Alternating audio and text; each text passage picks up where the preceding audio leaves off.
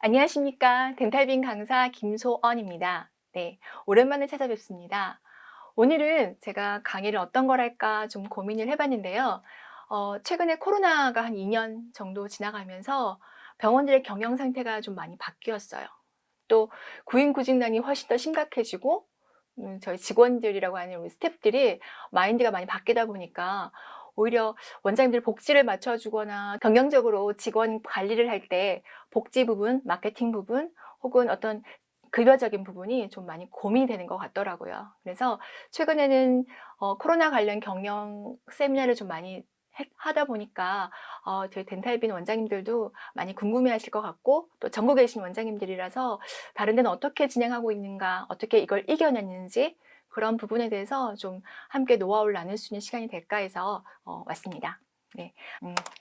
제가 오늘 먼저 들 예시는요, 치과 예는 아닙니다. 저희가 급여과, 비급여과라고 말씀 좀 나누는 편이잖아요. 그러니까 급여과인 이비인후과 예시를 먼저 들어보겠습니다. 사실은 급여과는 뭐가 중요하냐면 처방전 횟수가 얼마나 많으냐, 이걸로 어떻게 보면 경영 혹은 매출이 결정이 됩니다. 그래서 처방전 발행이 많은 이비인후과라면 혹시 나중에 양도를 했을 때 값을 제대로 쳐준다고 하죠. 네, 양도 금액이 좀 달라지죠.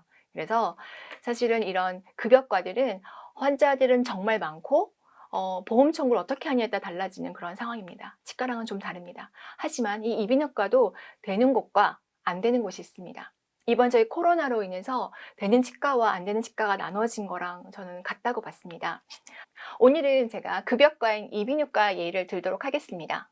네, 이비인후과 A병원과 이비인후과 B병원을 예를 들어보도록 하겠습니다. 이유는 들어보시면 코로나 때 잘된 치과와 안 된 치과의 차이를 알 수 있을 것 같아서 저희 치과보다는 급여과인 이비인후과를 가져왔습니다. 아시겠지만 이비인후과는 처방전 수가 얼마나 많으냐, 환자 수가 얼마나 많이 왔냐에 따라 매출이 달라지는 곳입니다.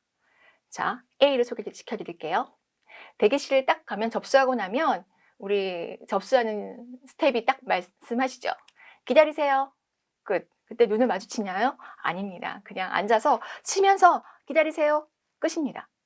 기다렸다가 원장님께서 호출을 들어오죠. 원장님 보러 들어갔어요. 원장님 뭐라고 말씀하시냐면 한 달 정도 지켜봤다가 계속 코를 골면 비형 검사해보세요.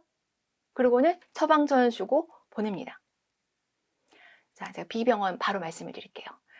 당연히 정답을 말씀드리는 겁니다. B병원은 우선 데스크 접수하시는 분부터 다릅니다. 어떻게 말씀하시냐면 기다리시는 동안 예방접종 일정과 건강검진 일정을 한번 확인해 드릴게요. 혹시 미리 출력하셔서 드릴 테니까 예약하고 오시면 많이 안 기다리고 바로 보실 수 있으실 거예요. 라고 합니다. 자, 이 이비인후과는 무엇이 있느냐? 첫 번째, 우선은 미리 대기하는 환자에 대해서 다음에 올 수 있게 어떻게 보면 유도를 하는 거죠. 우리 병원에 와서 건강검진 받으세요. 예방접종 받으세요. 이런 배려를 해줄 테니까 오시면 됩니다. 게다가 이거는 예약하실 수도 있습니다. 라고 합니다. 당연히 기다리신 분이 마음이 뭔가가 시간을 기다리는 시간 낭비를 하는 것이 아니라 무언가를 하고 있을 수 있죠. 그리고 다음 예약까지 잡을 수가 있어요. 자, 이런 이비인후과는 원장님도 다릅니다. 어떻게 말씀하시냐면 설명을 해준 다음에 우리 아이가 커가는 과정이에요. 아직 기관 형성이 완벽하지 않아 그럴 수 있어요. 아빠도 코를 골죠? 라고 어떻게 보면 가족을 얘기를 하면서 특별하게 걱정할 것이 아니고 이게 그런 중이라는 거. 그래서 보호자에게 좀 다른 접근을 합니다. 자, 원장님, A병원, B병원 중에 어느 이비인후과가 잘 될까요? 네, 뭐 말해서 사실은 그냥 당연히 B병원입니다. 네, 그럼 우리 치과는 어떤가요? 우리 치과는 A 스타일일까요? B 스타일일까요? 지금 첫 번째로 병원이 안 된다고 생각을 하시면 저는 첫 번째 그걸 여쭤보고 싶습니다.